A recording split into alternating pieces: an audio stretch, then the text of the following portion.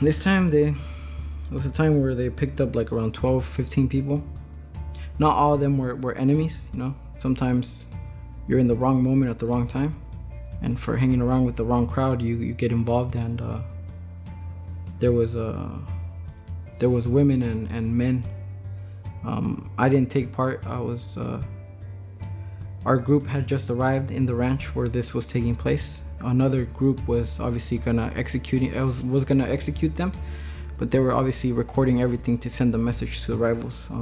And they went at it with axes and chainsaws. And they dismembered everybody.